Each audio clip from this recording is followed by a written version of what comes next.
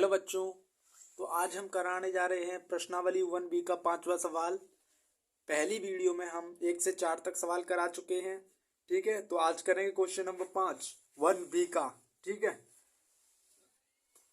ये बोल रहे हैं कि यदि HCF 225 और 60 का 225 गुणा 5 माइनस 10x के बराबर है तो x का मान ज्ञात कीजिए। ठीक है, तो सबसे पहले हम क्या करेंगे कि ये जो दिया है इसने, इन दो संख्याओं का सबसे पहले हम HCF ज्ञात करेंगे। ठीक है, तो HCF निकालने के बाद यहाँ पर HCF लिख के उसका x की वैल्यू फाइंड करनी है हमें। ठीक है, तो क्वेश्चन नंबर 5 करते हैं।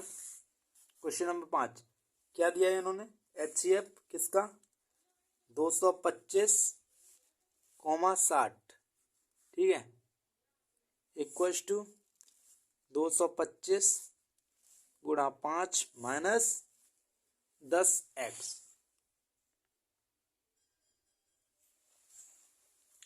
अब क्या करेंगे, सबसे पहले हमें करना क्या है कि HCF निकालना है 225 और 60 का। तो 225 और 60 का HCF कैसे निकालेंगे हम? क्या निकालना है? HCF किसका? 225 कॉमा 60 का। तो कैसे निकालेंगे? पहले इसके गुणनखंड करेंगे और इसके करो। 225 के कर लो 3 से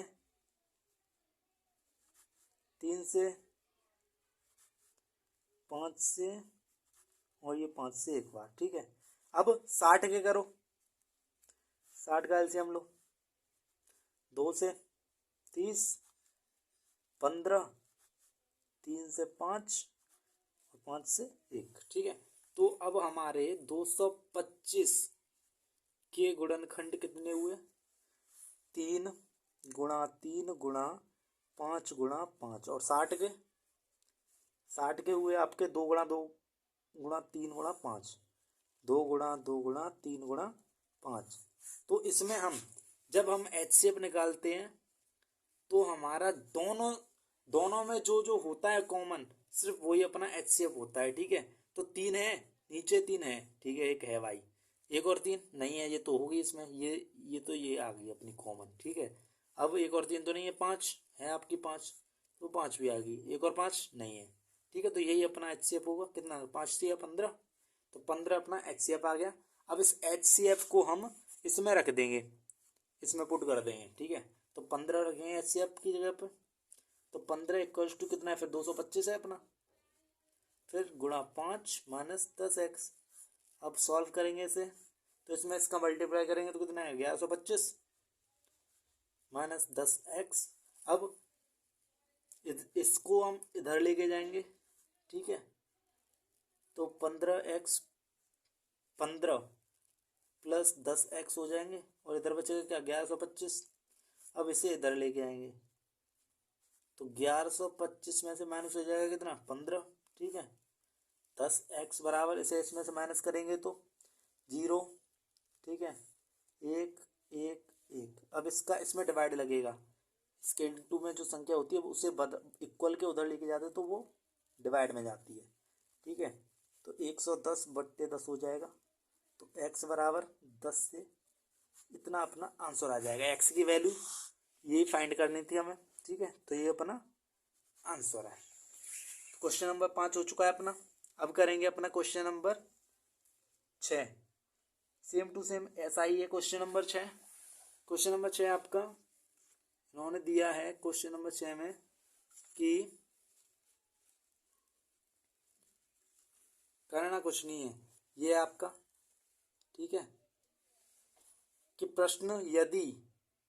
प्रश्न 6 दिया है आपका, यदि HCF आपका 120 225 बराबर 15। इसने HCF पहले दे दिया आपका और LCM हमें निकालना है इसका। ठीक है, तो दो तरीके से कर सकते हैं हम इन्हें।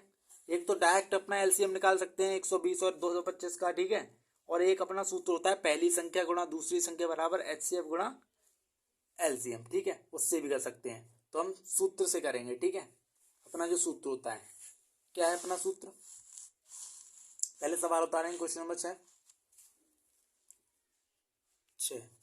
क्या है कि HCF दिया है इन्होंने किसका? 120 और 225 का। कितना दिया है? 15 दिया है। ठीक है भाई, और LCM एलसीएम 120 और 225 का हमें निकालना है। ठीक है, तो हम करेंगे क्या कि हमारी पहली संख्या तो यही हो जाएगी। देखो पहली संख्या 120 ही है अपनी, तो लिखेंगे पहली संख्या 120 और दूसरी संख्या 225 है। देखो दूसरी संख्या बराबर 225। सूत्र क्या होता है अपना, दो संख्या का गुणनफल या पहली संख्या गुणा दूसरी संख्या। ठीक है, तो पहली संख्या गुणा दूसरी संख्या बराबर LCM गुणा HCF। ठीक है, पहली संख्या कितनी है अपनी 120 है, गुणा दूसरी संख्या 225 है। LCM निकालना है हमें। ठीक है, HCF दिया है अपना 15। अब जो इसके इंटू में है जो वाली संख्या वो उधर जाएगी तो बट्टे में जाएगी भाग में। ठीक है, तो 120 मल्टीप्लाई 225 बट्टे में जाएगी 15। ठीक है, LCM। अब इसे 15 का डिवाइड देंगे इसमें, तो 15 का जब हम 225 में डिवाइड देंगे तो कितने बार जाएगा 15। क्यों जाएगा 15 बार, क्योंकि ये 225 15 का वर्ग होता है। ठीक है, पता है ना। LCM इसका इसमें मल्टीप्लाई करो तो कितना आ जाएगा 1800। ठीक है, तो LCM अपना कितना आ गया, LCM इक्वल्स टू 1800। यही हमें निकालना था, यही अपना फाइनली आंसर है। तो करेंगे अब हम क्वेश्चन नंबर 7। क्वेश्चन 7 क्या है अपना, इन्होंने दिया है कि क्वेश्चन नंबर 7 में करना कुछ नहीं है हमें, बस यहाँ से इक्वेशंस बनेगी अपनी। यहाँ पे जैसे ये बोला कि नीचे दी गई आकृति में x तथा y के मान ज्ञात कीजिए। ठीक है, तो ये रही अपनी y, ये रही अपनी x। तो इसमें करना क्या है कि y की वैल्यू फाइंड करनी है और x की वैल्यू फाइंड करनी है। तो इक्वेशंस बनानी पड़ेंगी हमें सबसे पहले।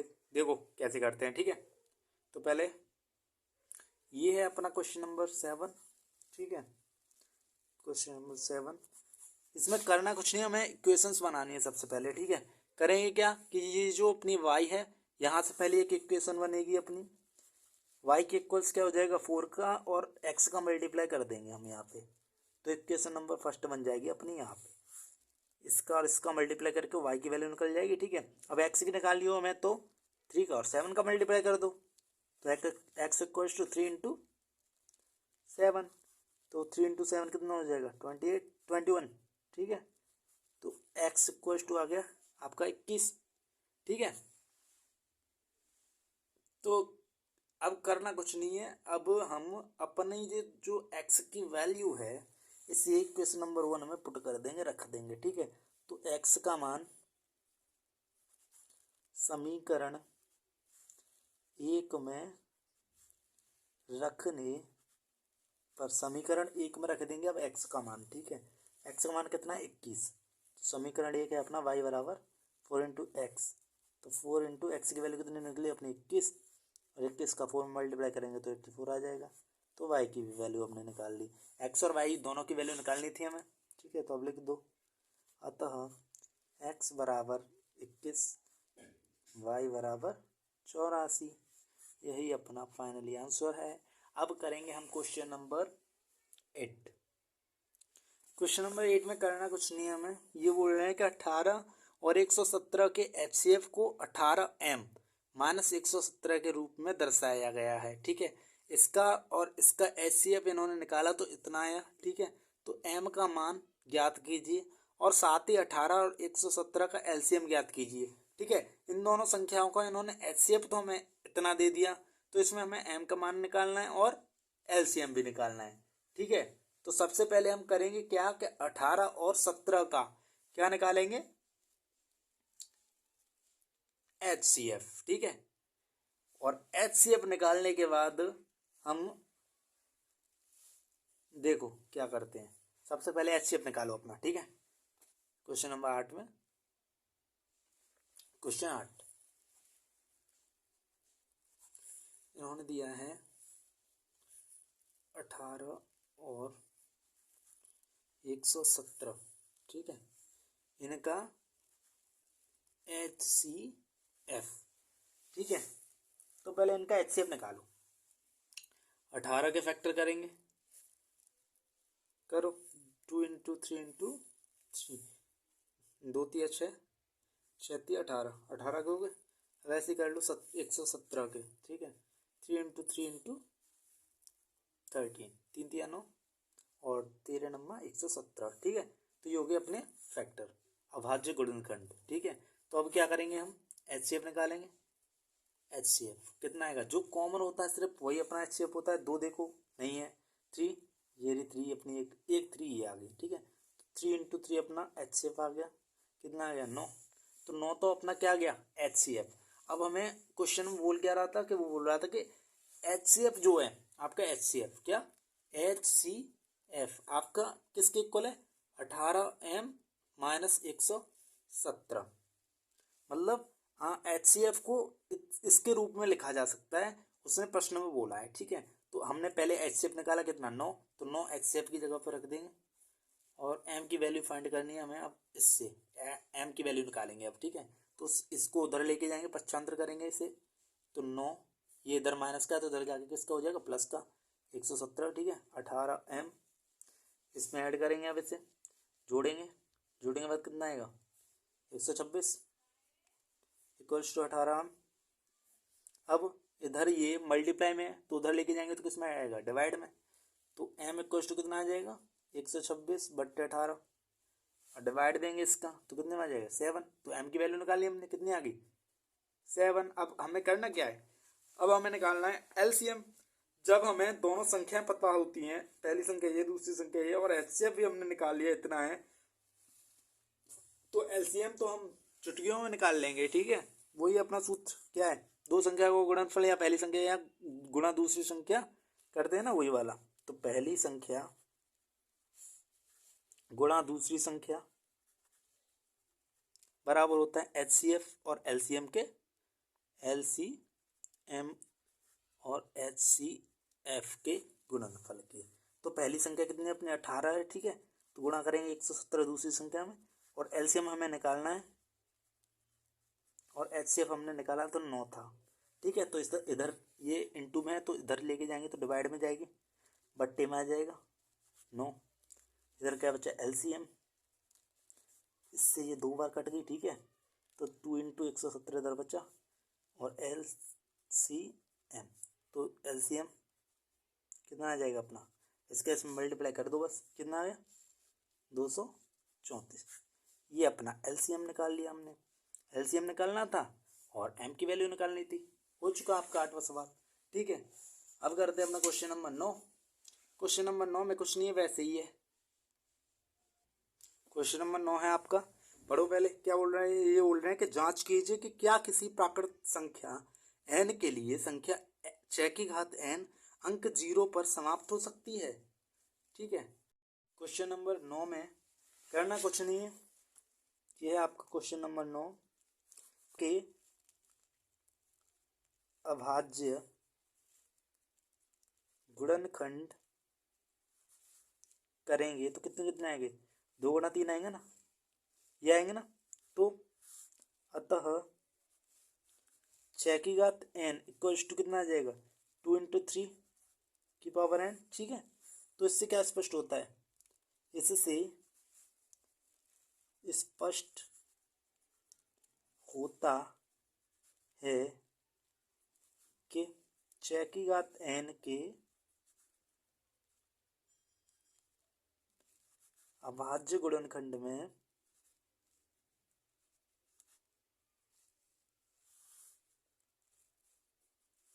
5 तो आता नहीं है, तो 5 नहीं आता है। अतः 6 की घात n का 5 एक अभाज्य गुणनखंड है। यह संभव नहीं है। क्यों संभव नहीं है, क्योंकि 5 तो आएगा नहीं, गुणनखंड करेंगे तो 2 और 3 आ रहा है अपना, ठीक है। तो क्योंकि इसके केवल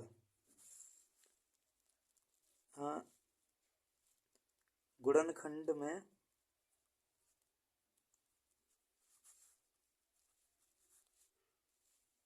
दो तथा 3 के घात होंगे, ठीक है। अतः कोई भी संख्या n को बिलोंग नहीं करेगी, ठीक है। तो ऐसी संख्या मतलब ऐसी नहीं है जो कि 6 की घात n में, ठीक है। तो ऐसी नहीं है। कैसी नहीं है कि n को बिलोंग करे, तो ऐसी संख्या तो कोई है नहीं हमारे पास। तो जो कि 6 की घात n में 0 अंक पर समाप्त हो, ठीक है। क्वेश्चन नंबर 9 हो चुका है आपका। अब करेंगे क्वेश्चन नंबर 10 आपका। क्वेश्चन नंबर 10 है आपका, ये बोल रहे हैं कि व्याख्या कीजिए कि 7 गुणा 11 गुणा 13 प्लस 13 और 7 गुणा 6 गुणा 5 गुणा 4 गुणा 3 गुणा 2 गुणा 1 प्लस 5 भाज्य संख्याएं क्यों हैं, ठीक है। तो इसे करते हैं क्वेश्चन नंबर 10 को हम। क्वेश्चन नंबर 10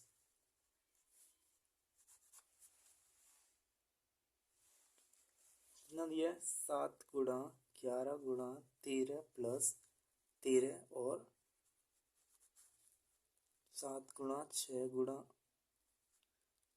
5 गुणा 4 गुणा 3 गुणा 2 गुणा 1 प्लस 5, ठीक है। ये संख्या दी है। ये बोल रहे हैं कि भाज्य संख्याएं क्यों हैं। तो सबसे पहले हम इसे करते हैं प्रूफ, ठीक है। सबसे पहले हम क्या करेंगे, इनमें से लेंगे 13 को कॉमन, इसमें से 13 कॉमन आ गया तो इधर क्या बचा 7 into 11 प्लस इधर 1 बचा, ठीक है। इधर से ये कॉमन ली तो ठीक है। तो अब 13 मल्टीप्लाई किया इसका 77 आ गया प्लस 1, ठीक है। 13 यहाँ पर मल्टीप्लाई का सिंबल होता है, इसमें ऐड करेंगे तो कितना आएगा 78। अब इसका इसमें मल्टीप्लाई करेंगे तो 1014। ये कैसी संख्या है, जो एक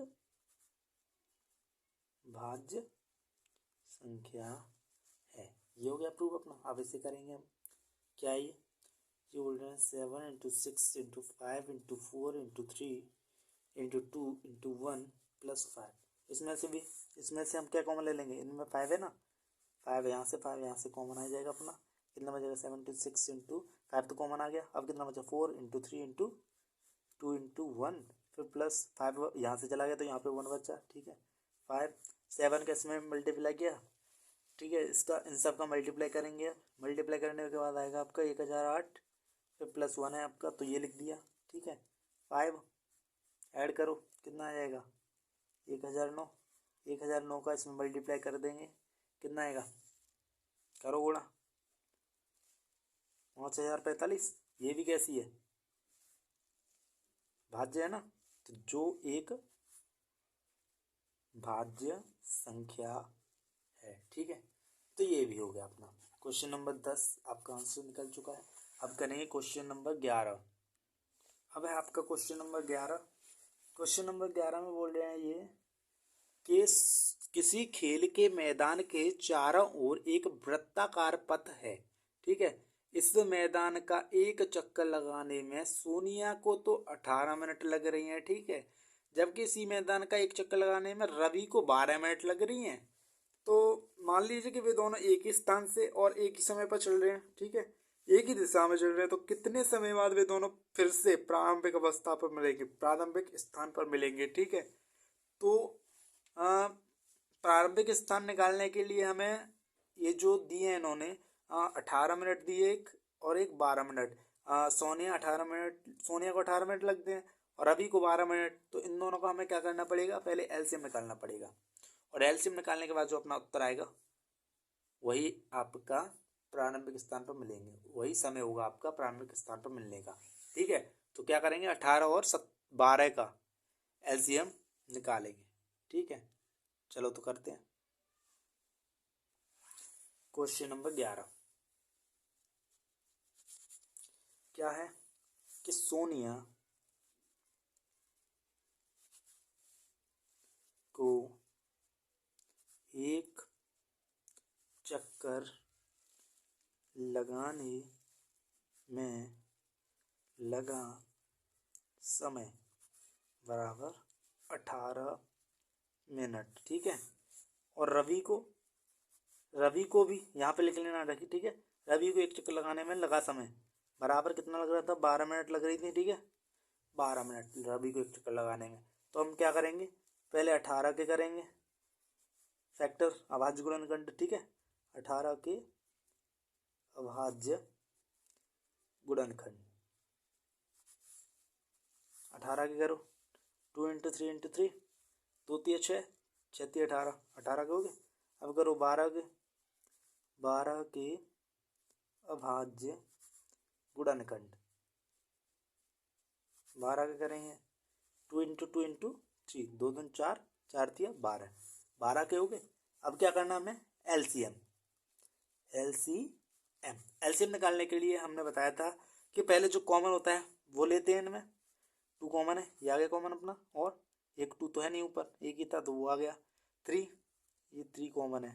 ठीक है। तो 2 × 3 कॉमन आ गया। अब जो बचता है उनको लेते हैं। तो 3 बचा ऊपर वाले लाइन में, तो 3 नीचे 2, 2 × 6, 6 × 18, 18 दोनों 36।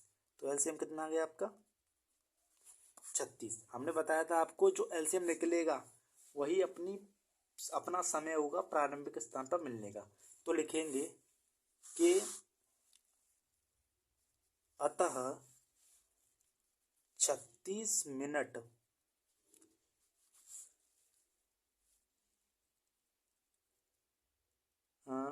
बाद वे दोनों मतलब सोनिया और रवि, ठीक है, पुनः प्रारंभिक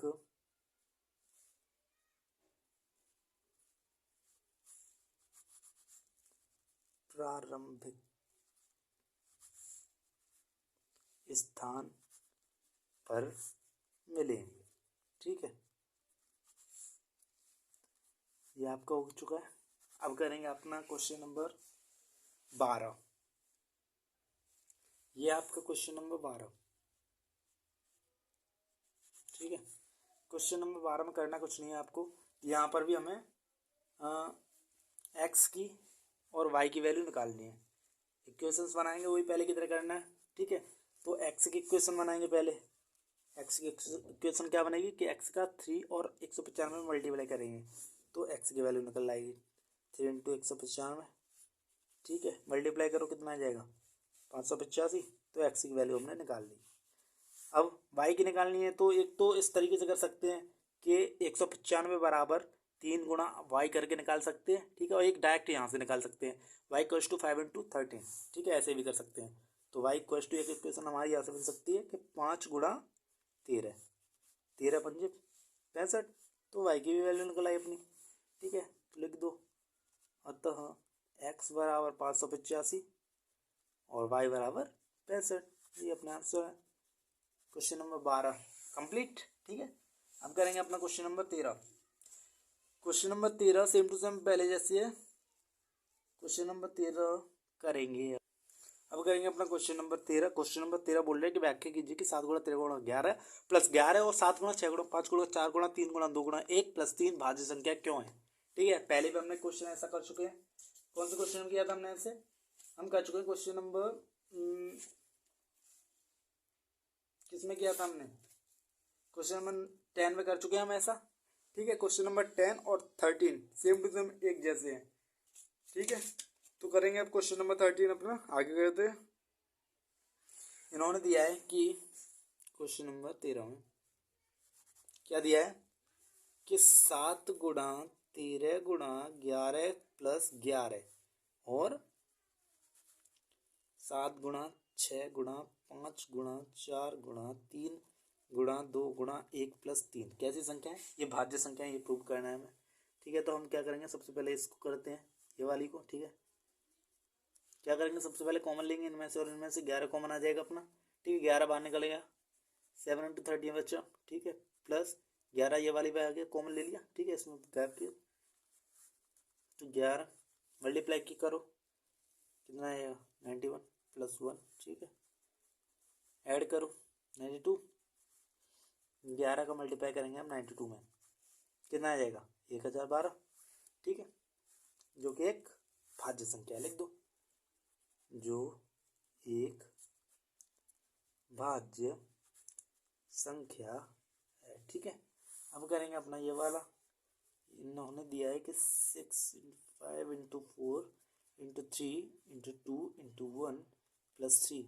अब इसमें से और इसमें से कॉमन लेंगे, क्या लेंगे कॉमन, 3 है ना, इधर भी 3 है इधर भी 3 है, तो 3 कॉमन आ जाएगा अपना। तो 7 × 6 × 5 × 4, 3 तो कॉमन आ गया, ठीक है। तो 2 × 1 + 3 यहाँ से भी चला गया, तो क्या बचा 1। अब 3 इनका मल्टीप्लाई करो, कितना आ जाएगा 1680, ठीक है। फिर +1 है अपना। अब यहाँ पर मल्टीप्लाई का सिंबल होता है, ठीक है, इसमें से ऐड करेंगे तो 1681 हो जाएगा अपना। इसका इसमें 2 करेंगे, मल्टीप्लाई करेंगे, गुणा करेंगे, कितना आ जाएगा 5043, कितना 5043, जो कि एक भाज्य संख्या है। कैसी है, भाज्य संख्या है, ठीक है। अब करेंगे अपना क्वेश्चन नंबर 14। क्वेश्चन नंबर 14 अपना, question number 14 last and final question अपनी एक्सरसाइज 1B का, ठीक है। एकदम सिंपल सा है, करना कुछ नहीं हमें। इनमें ये बोल रहे हैं कि नीचे दी गई आकृति में x, y, z के मान ज्ञात कीजिए, ठीक है। x का, y का और z का मान ज्ञात करना है, एकदम सिंपल से गजब तरीके के हैं, ठीक है। एक x जे रही अपनी, एक y जे रही और z जे रही। हमने बताया था आपको कि जैसे ये वाला है, इसकी ये है, तो इसका और इसका मल्टीप्लाई करके हम x की वैल्यू निकाल सकते हैं, ठीक है। ऐसे ये है y, तो y का 7 का और 161 का मल्टीप्लाई करके y की वैल्यू निकाल सकते हैं। और ये z है, तो z की वैल्यू निकालने के लिए हम क्या करेंगे, 161 इक्वल्स रखेंगे 7 × z, तो यहाँ से z की वैल्यू निकल जाएगी अपने, ठीक है। तो सबसे पहले हम करते हैं क्वेश्चन नंबर 14। क्या करेंगे, x के इक्वल्स रखेंगे 2 × 3381, ठीक है। करते हैं क्वेश्चन नंबर अपना लास्ट एंड फाइनल। 14 क्या है अपना, इन्होंने दिया है कि क्वेश्चन नंबर 14 कैसे दिया इक्वेशन, यहाँ पर x दी है अपनी, ठीक है, यहाँ पर 3381, ये ऐसे है और ये 3, ठीक है। y 7 161, ये 7 दिए, यहाँ पर z दिए। हमें ये और ये ज्ञात करनी है, ठीक है, ये तीनों निकालनी है। तो सबसे पहले हम करेंगे क्या, इक्वेशन अपनी x की यहाँ से बनाएंगे, 2 × 3381 हो जाएगा, ठीक है। x इक्वल्स क्या हो जाएगा 2 × 3381, x के ये वाली, इन दोनों का मल्टीप्लाई करके x की वैल्यू निकल जाएगी, ठीक है। तो मल्टीप्लाई करेंगे तो कितना आ जाएगा 6762। अब क्या निकालना है हमें, x की तो निकल गई अपनी वैल्यू, अब निकालेंगे हम y की। y की कैसे निकालेंगे, y कष्ट करेंगे जब 7 × 161 मल्टीप्लाई करेंगे, ठीक है। तो y कष्ट निकालेंगे तो 7 का मल्टीप्लाई किसमें हो जाएगा 161 में। अब 161 में जब मल्टीप्लाई करेंगे तो कितना आएगा, हाँ करो 161 में मल्टीप्लाई 7, ठीक है, 1127 आ जाएगा आपका, ठीक है। तो आपकी y की वैल्यू निकल गई, अब z की निकालनी है बस। तो z की जब वैल्यू निकालेंगे हम, तो ये दिया है इन्होंने 161 के इक्वल दिया है क्या 7 × z। अब z की वैल्यू निकालनी है तो इसको डिवाइड देना पड़ेगा 7 का 161 में, तो z इक्वल क्या हो जाएगा 161/7। तो अब z की वैल्यू जब निकालेंगे हम, तो इसका इसमें डिवाइड देंगे, डिवाइड देने के बाद अपनी संख्या की 23। तो अपनी अतः लिख दो, क्या लिखेंगे कि x इक्वल टू हमने निकाल लिया कितना 6762 और y इक्वल निकाल लिया हमने कितना 1127, ठीक है। और z इक्वल टू क्या निकाल दिया 23। ये अपने आंसर्स हैं। लास्ट एंड फाइनल क्वेश्चन खत्म आपका, क्वेश्चन नंबर 14। वैसे करते कुछ नहीं हम इनमें, ऐसी कितनी भी बड़ी इक्वेशन दी हो आपको करना कुछ नहीं। जैसे ये है, इससे कितनी शाखाएं निकली, 2 निकली हैं, ठीक है। तो इन दोनों का जब हम मल्टीप्लाई करेंगे, इसी की तो है ये दोनों, तो इन दोनों का जब मल्टीप्लाई होगा तो ये इसके इक्वल होंगे ये दोनों, इसका और इसका मल्टीप्लाई करके। ऐसे ये y जो है, y की इन दोनों का इंटू करेंगे तो इसके इक्वल होंगे, तो यहाँ से इक्वल समझ जाएगी एक, और यहाँ पर इनसे बनेगी 7 का जब z का मल्टीप्लाई करेंगे तो 161 के इक्वल होंगे। ऐसे किए हमने सारे के सारे, ठीक है। क्वेश्चन नंबर 14 में खत्म। तो अगली वीडियो में हम बताएंगे आपको प्रश्नावली 1C। ठीक है, तो क्वेश्चन 14 तक आपके यहीं तक खत्म होते हैं, प्रश्नावली 1B। ठीक है, और अच्छे से करना क्वेश्चंस को। धन्यवाद।